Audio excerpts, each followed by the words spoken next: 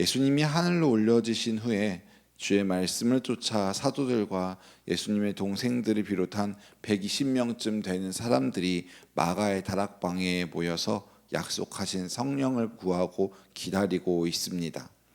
성령 받기 위해 이들은 기도에 힘쓰기 시작했고요.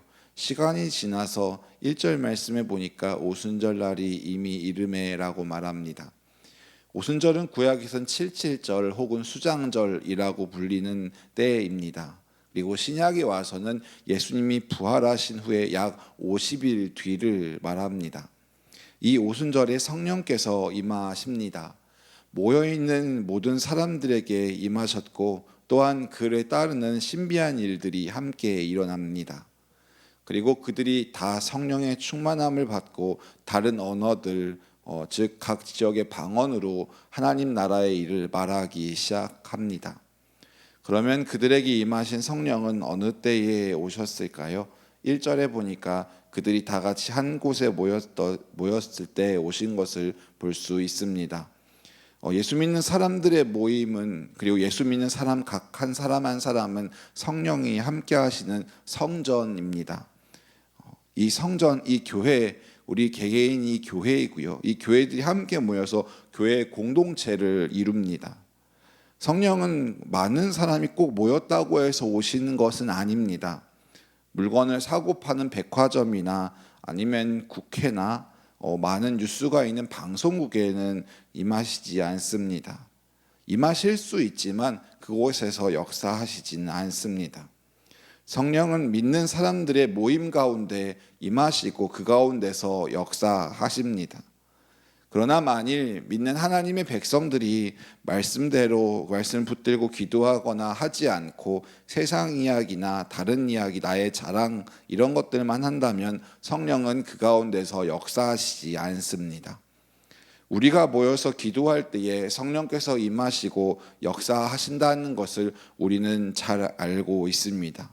특히 오늘 읽은 본문 말씀은 설교를 통해서나 또 말씀을 읽고 묵상할 때에 우리가 참 많이 보아왔던 본문 중에 하나입니다.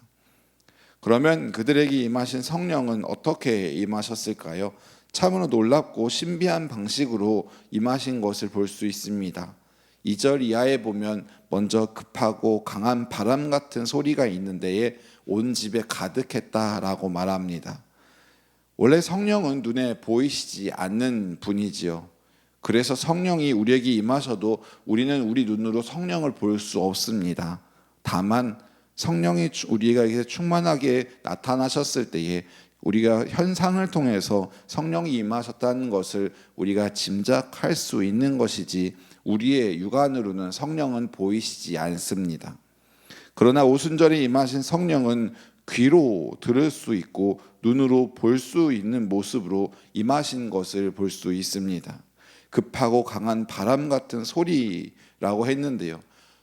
실제로 바람은 아닐 겁니다. 바람 같은 소리라고 이 모여있는 사람들이 들은 것을 볼 때에 그곳에 함께 있던 모든 사람이 이 소리는 무슨 소리지? 라고 하면서 바람 같은 소리라고 이렇게 표현하였습니다. 물론 이것은 앞으로나 언제나 성령이 이런 방식으로만 임하신다는 것은 아닙니다. 이때에만, 오순절에만 성령이 임하실 때에 모든 사람이 그것을 귀로 들을 수 있었고 눈으로 볼 수 있게 임하셨던 때를 보게 되는데요. 성령이 오셨을 때 그것에 모인 사람들은 모두가 성령이 오신 소리를 들을 수 있었던 것 같습니다.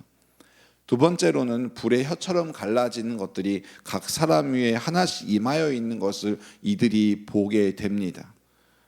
아마도 그들이 모인 자리 위에 불덩이 같은 것이 나타났는데 이 불이 갈라지면서 모든 사람 위에 한 사람 한 사람 위에 불이 안수하듯 임한 것 같습니다. 이것은 성경이 혀같이 갈라졌다고 말씀하고 있는데요. 불이 가지를 치듯이 갈라지면서 그곳에 있는 모든 사람 위에, 이 각 사람 위에 다 불이 임했던 것이죠. 그런데 이 불은 각각 다른 불이 아닙니다. 그것이 아니라 하나의 불로 연결된 불이었던 것을 보게 됩니다. 즉 성령은 바람과 같은 소리와 불처럼 보이는 것으로 오순절에 함께 모여 있는 120명 모두에게 임하신 것을 오늘 성경을 통해 볼 수 있습니다. 그러면 그들에게 임하신 성령은 어떻게 역사하셨을까요? 4절에 보니까 그들이 다 성령의 충만함을 받고 성령이 말하게 하심을 따라 각기 다른 언어로 말하기를 시작했다라고 말합니다. 누구도 예외 없이 모여있는 모든 사람이 다 성령의 충만함을 받게 하셨습니다. 이럴 수 있었던 이유는 사도행전 1장 5절과 14절에서 말씀하듯이 모인 모든 사람들은 예수님의 말씀을 믿고 또 모여있을 때 기도에 힘썼기 때문일 것입니다. 그들이 다 성령의 충만함을 받고 성령께서 말하게 하심을 따라 다른 언어로 말하는 것으로 이 성령께서는 역사하셨습니다. 우리에게도 성령께서 임하시고 역사하실 때에 때로는 굉장히 신비한 체험을 통해서 우리에게 역사하십니다. 우리도 기도하다가 방언을 받기도 하고요. 때로는 기도하다가 내 몸이 치유되는 것을 경험하기도 합니다. 성령께서는 기도할 때에 말씀을 들을 때에 하나님 앞에 예배하는 우리의 모든 생활 속에서 임하시고 역사하시는데요. 각각 우리는 다 성령의 역사하심을 경험하셨을 것입니다. 특히 새벽에 기도하러 나오시는 분들은 기도의 맛을 또한 알기 때문에 성령께서 우리 삶 가운데 역사하셨음을 우리는 경험하였을 것입니다. 우리는 이 새벽에도 성령으로 충만하기를 오늘도 간구해야 합니다. 우리는 늘 성령 충만을 기도해야 하고요. 또한 그러기를 성령께서 우리 삶 속에서 함께 하시기를 우리는 간구해야 합니다. 다음 주 월요일부터 수요일까지 중고등부 여름 수련회가 있습니다. 그런데 한 학생의 어머니가 저에게 기도를 부탁을 하셨습니다.